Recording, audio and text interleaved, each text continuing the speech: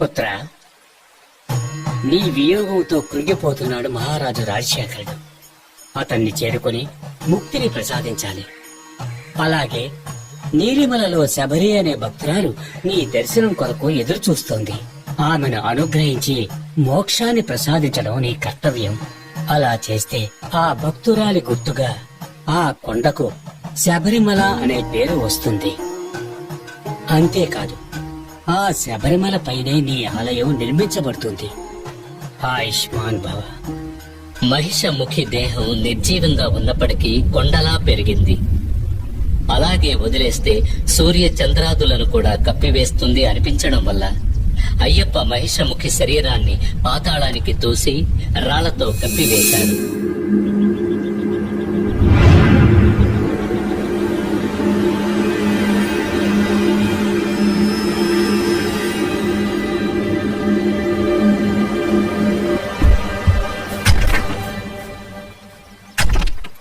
స్వామి ఆజ్ఞానుసారం భూతగణాలు, దేవతలు ఒక రాయి తెచ్చివేసి ఆ రాళ్ల గుట్ట కింద మహిషముఖి దేహాన్ని పూడ్చివేశారు.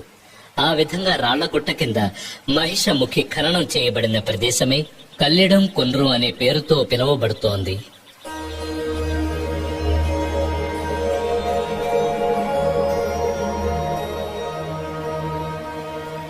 దేవేంద్ర, ఈ సంహారం గావించిన నాకు ఇంకొక కర్తవ్యం ఉన్నది. నా తల్లి విపరీతమైన తలనొప్పితో బాధపడుతూ ఉన్నారు.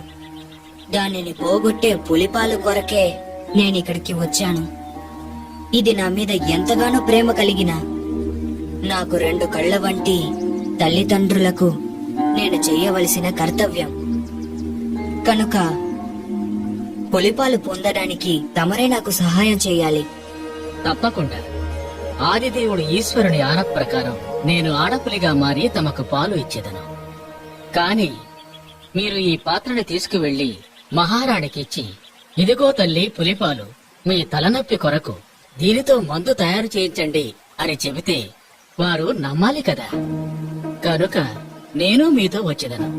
నా పైన మీరు కూర్చోండి. మనం రాజసభలోకి వెళితే మీరు తీసుకుని వచ్చింది పులిపాలేనని నిరూపితమవుతుంది.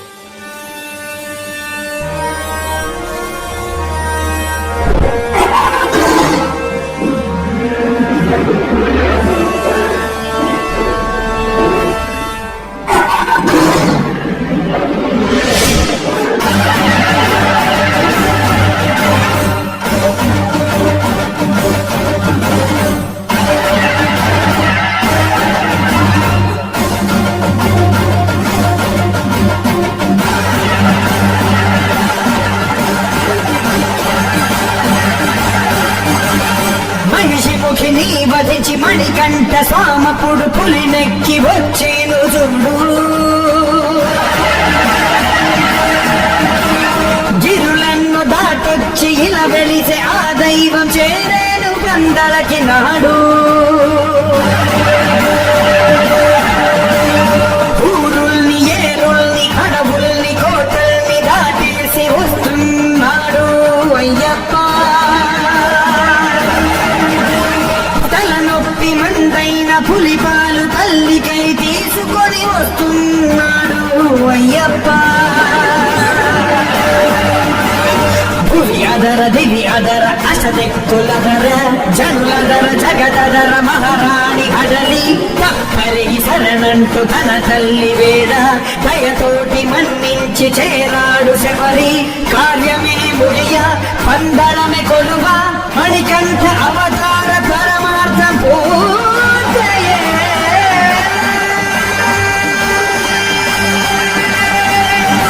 వీరాధివీరుడు పులిని వాహనంగా చేసుకుని మిగిలిన పులులన్నీ వెంటరాగా పందల రాజ్యాన్ని చేరుకున్నాడు.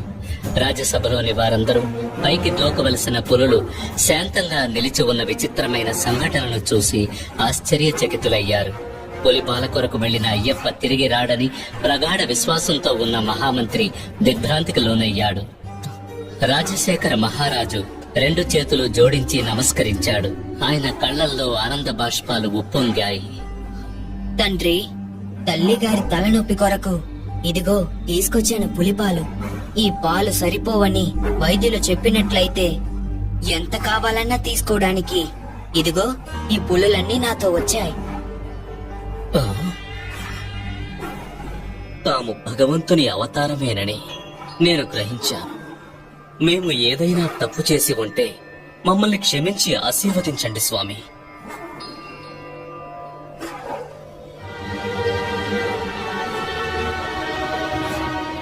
మహారాణి, నీ తలనొప్పిని పోగొట్టేందుకు పులిపాలతో వచ్చిన మన మణికంఠుని చూడు. లాలించిన తల్లి ప్రేమకు పాలొసగిన తనయుడా స్వామి.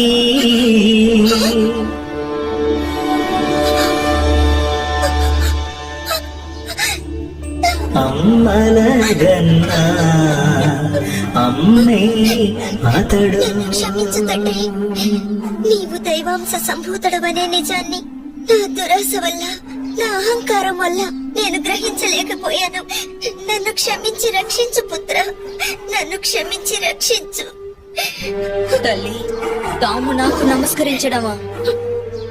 జన్మనివ్వకపోయినా నన్ను పెంచి పెద్ద చేసిన ప్రియమైన తల్లి మీరు. నా అవతార లక్ష్య సాధనకు నాకు సహాయం చేసిన వారు. ఇటువంటి సందర్భం కోసం నన్ను 12 సంవత్సరాలు పెంచిన మీ ప్రేమకి, ఆప్యాయతకి నేను ఏ విధంగా రుణం తీర్చుకోగలను? నాకు జీవితాన్నిచ్చిన దేవత కదా మీరు. సరే అయ్యప్ప, నీ అవతార లక్ష్యం ముగిసింది కదా, ఇక మా దగ్గరే ఉండిపోకూడదా? లేదమ్మా, ఈ అవతారంలో నేను నెరవేర్చవలసిన కర్తవ్యం ఇంకొకటి కూడా ఉన్నది. అది కలియుగంలో ప్రజల్ని సన్మార్గంలో నడిపించవలసిన ముఖ్య కర్తవ్యం. నాకంటూ ఒక స్థానాన్ని ఏర్పరచుకుని నేనక్కడే ఉండి భక్తులను అనుగ్రహించదలిచాను. తండ్రి, మీ రాజ్యంలోని ఏదో ఒక ప్రాంతంలో కొంత చోటివ్వండి. నేనక్కడే ఉండి ప్రజల కష్టాలు తీరుస్తాను. నాయనా, తమకు ఎంత చోటు కావాలో, ఎక్కడ కావాలో తీసుకోండి.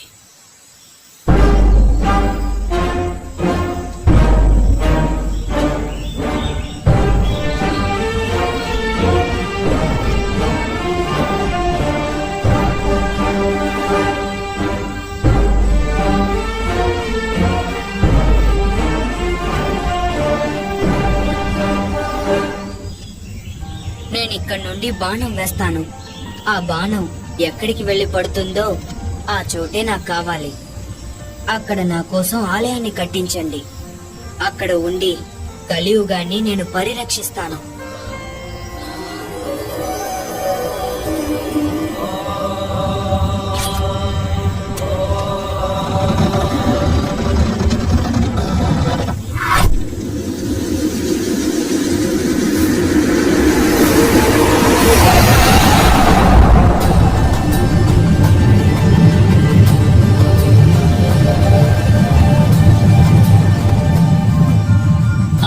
పడిన చోటే శబరిమల.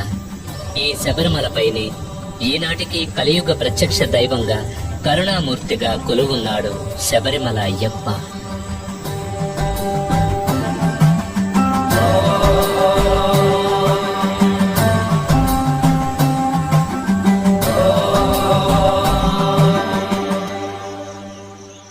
శబరిమల పైన అయ్యప్ప కోరినట్టుగా ఆలయ నిర్మాణాన్ని అతి వేగంగా జరిపించాడు రాజశేఖర మహారాజు.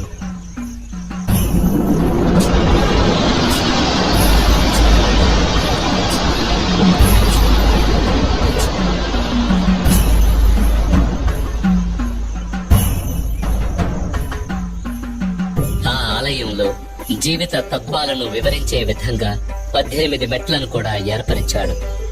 ఈ 18 పవిత్రమైన మెట్లు 18 కొండలకు, 18 మంది దేవతలకు, 18 తత్వాలకు ఆనవాలుగా ఉన్నాయి. 18 కొండలైన ఇంజిపారమల, కాళైకట్టిమల, పుదుచ్చేరిమల, కరిమల, తలైపారామల, దేవరమల, శ్రీపాదమల, మైలాడుమల, మాతంగమల, కాల్కిమల, శట్రంబలమల, సుందరమల, నాగాంబలమల, గౌండమల, నిలకల్మల, నీలిమల, పొన్నాంబలమల, శబరిమల వంటి కొండలను 18 మంది దేవతలైన వినాయకుడు, శివుడు, పార్వతి, కుమారస్వామి, బ్రహ్మ, విష్ణు, రంగనాథుడు, కాళి, యముడు, సూర్యుడు, చంద్రుడు, కుజుడు, బుధుడు, బృహస్పతి, శుక్రుడు, శనీశ్వరుడు, రాహువు, కేతువు అనే దేవతలను 18 తత్వాలైన చూడడం, వినడం, సువాసన, రుచి, స్పర్శ,